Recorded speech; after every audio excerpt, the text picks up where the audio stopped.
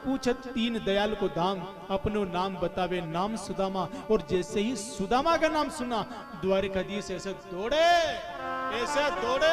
जैसे धाये धाम काम सब त्यागी, मानहु रंक निधि लूटने लगी। जैसे एक दरिद्र हीरे को खजाने को किसी खजाने को लूटने के लिए भागता है, ऐसे ही भगवान कृष्ण अपने सुदामा को गले से लगाने के लिए भाग रहे हैं। और भागे भागे गए, लिपट गए सुदामा से, कस के लिपट गए और महल के भीतर लाए। और बिठाया कहां? सुदामा जी को कृष्ण ने, द्वारिकाधीश ने बिठाया कहां? अपने स्वयं के आसन पर, सिंहासन पर बिठाया। और भगवान कृष्ण सुदामा के चरण धोने लगे। और क्या कह रहे हैं? बता मेरे यार सुदामा रे, भाई घना दिना में आयो, ए घना दिना में आयो रे तू, घना दिना में आयो रे तू, ए घना दिना में आयो हो।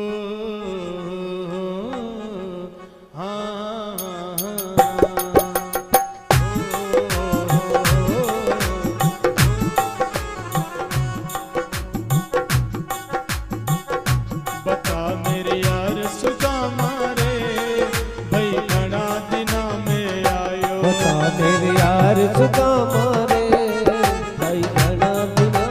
आयो, ए घना दिना में आयो रे, घना दिना में आयो, घना दिना में आयो रे, घना दिना में आयो। मेरे यार सुदामा रे, भाई घना दिना में आयो। बता मेरे यार सुदामा रे भाई घना दिना में आयो।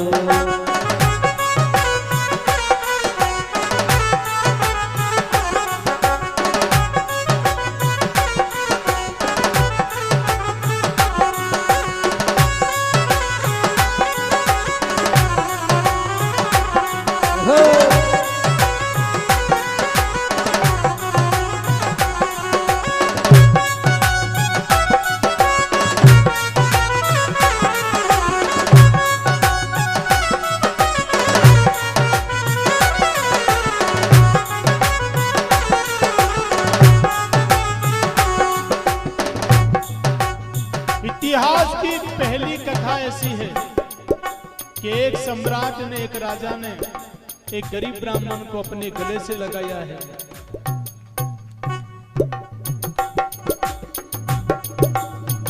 बता मेरे यार सुदामा रे, भाई घना दिना में आयो। क्या बात है?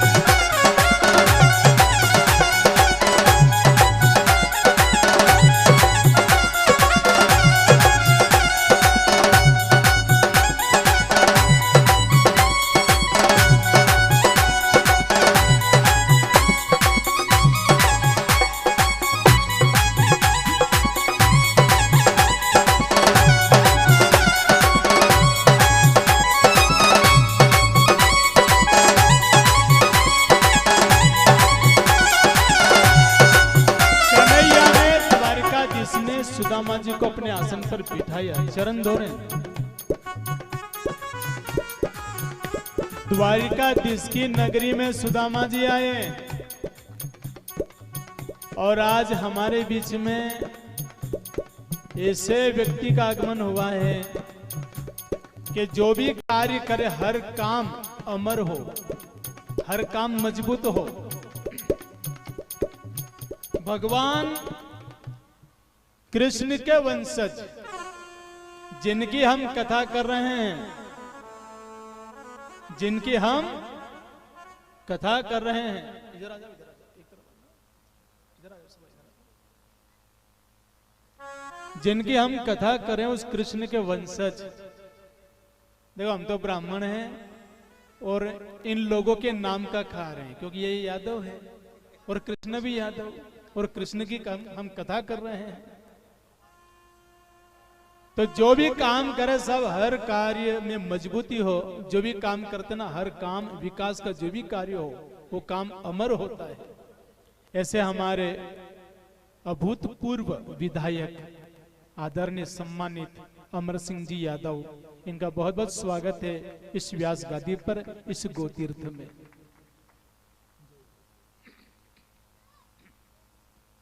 बैठो सामने।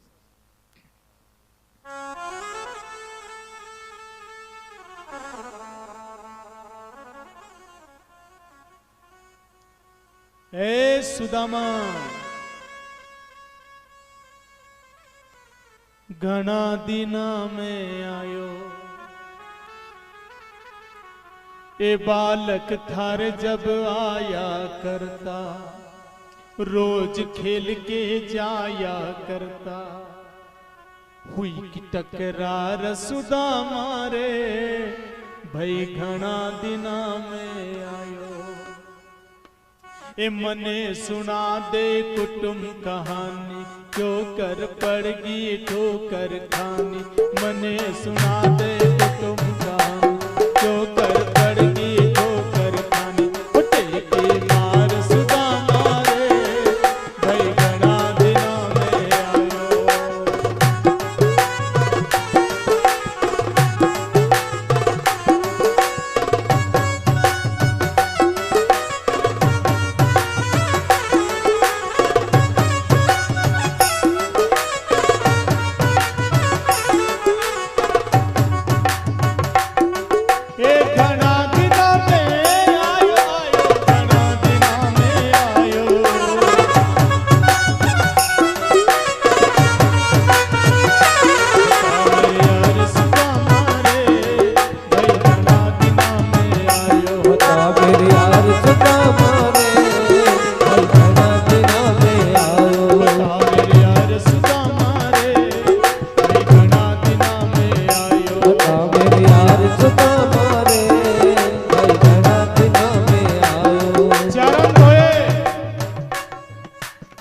सोने की थाली में गंगा का नीर मंगवाया, देखी सुदामा की दीन दशा करुणा निधि, करुणा करी रोए और पानी पराती को छुयो नहीं, आंखों के नयनों के जल से पग धोए। धोए चरण, ये चरण नहीं धो रहे हैं, फिर कोई बचा हुआ कोई पाप होगा ना उस पाप को धो रहे हैं। कोई बचा हुआ पाप होगा उस पाप को धो रहे हैं। चरण धोए, चरणों के कांटे दांत से निकाल रहे हैं। इतिहास कि इस कथा में पहली बार ऐसा हुआ कि किसी मित्र ने अपने मित्र के चरणों के कांटे दांत से निकाले। यहां है इस दुनिया में कोई जो कांटे निकाले? अरे कांटे निकालने की बात तो छोड़ो, यहां तो कांटे बिछाने वाले बहुत मिलेंगे आपको। यहां कांटे बिछाने वाले मिलेंगे और या तो गड्ढा खोद के तुम्हें गिराने वाले मिलेंगे। और याद रखना, गड्ढा खोद के लोग तैयार हैं आपको गिराने के लिए, और वो कोई पराये नहीं, फिर आपके अपने। आपके अपने। जब भी आप कोई अच्छा काम शुरू करोगे, आपका विरोध शुरू, आपके लिए गड्ढा तैयार है। बस आपके गिरने का रास्ता देख रहे हैं लोग, वो भी अपने वाले, पराए नहीं, अपने वाले। क्यों? मेरे दुश्मन यूं कहकर चल दिए कि तेरे अपने ही खूब है तुझे रुलाने के लिए। मेरे अपने दुश्मन यूं कह के चल दिए कि तेरे अपने ही खूब है तुझे रुलाने के लिए।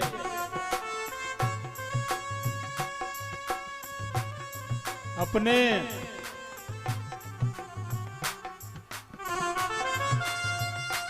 इस दुनिया में, मैंने कल भी कहा था, आज फिर कह रहा हूं, दुनिया में सबसे ज्यादा विरोध अगर हुआ है तो दो का। एक तो भगवान कृष्ण का, एक तो भगवान कृष्ण का।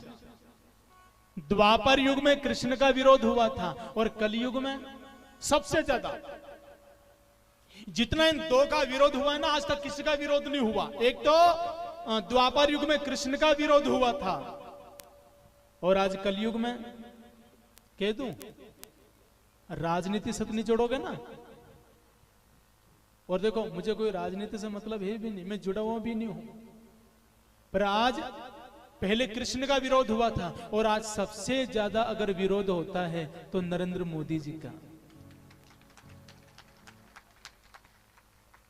वो भले कहीं भी काम करे,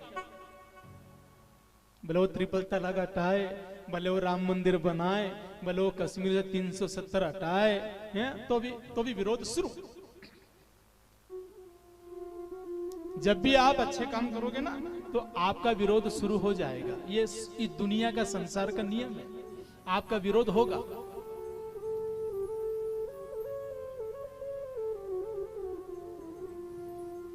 सुदामा जी ने कहा, क्यों रे कान्हा, ए कान्हा, कान्हा ये बता भैया, तेरे परिवार में और कौन कौन है?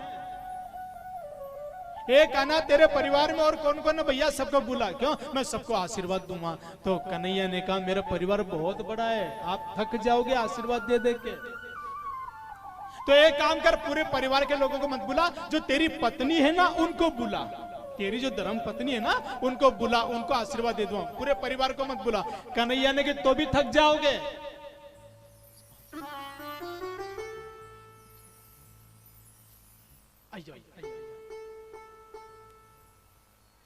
हमारे पाटन से पधारे हुए हैं, इनके लिए स्वागत में जोरदार ताली।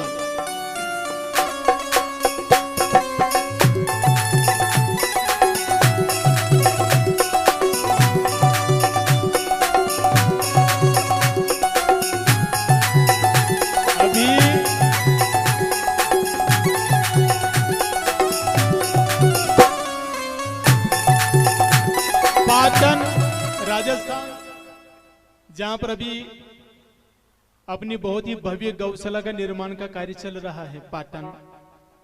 पाटन के पास, झालावाड़ जिले पाटन के पास में गिरधरपुरा, वहां पे भव्य गौशाला का काम चल रहा है। वहां से आप आए, बहुत बहुत स्वागत है। पाटन से पधारे हुए सभी का स्वागत है। तो बात कहां चल रही है? सुदामा जी ने कहा कि जो तेरी अर्धांगिनी है उनको बुला ले, मैं उनको आशीर्वाद दे दूंगा। कन्हैया ने की भी गणी है, आशीर्वाद दे दे के थक जाओगे। सुदामा जी ने कहा कि कन्हैया, केवल तेरी पत्नी है ना उनको बुला ले, बस उनको ही आशीर्वाद दे दो और परिवार को रहने दे। कन्हैया ने की भी कम नहीं है, गिनाए है नहीं। और मैं स्वयं गिनते गिनते हार गया, मैं खुद नहीं गिन पाया कितनी है। आखिर इतनी कितनी है क्या रोज गिनू? सर्च किया, पता चला है कि कम से कम 16,108। सुदामा जी ने कि उनके बुलेले आशीर्वाद दे दूंगा। जो लाइन लगी नहीं, लाइन है कृष्ण की पत्नियों की जो लाइन लगी आशीर्वाद लेने के लिए, सब सुदामा जी से आशीर्वाद ले रहे हैं। सुदामा जी सबको बड़े बड़े आशीर्वाद दे रहे हैं, बड़े बड़े आशीर्वाद। जितने बड़े नोट उतने बड़े आशीर्वाद।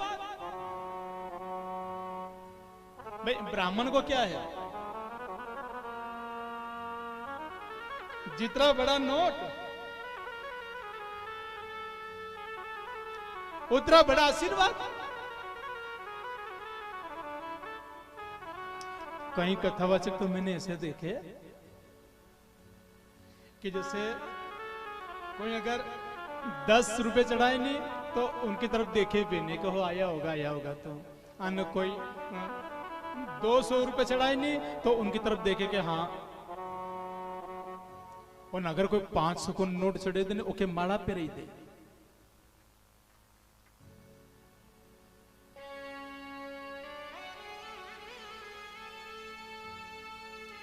सुदामा जी बड़े बड़े आशीर्वाद दे रहे, बड़े बड़े नोट चरणों में आ रहे, बड़े बड़े आशीर्वाद। जितना बड़ा नोट उतना बड़ा आशीर्वाद।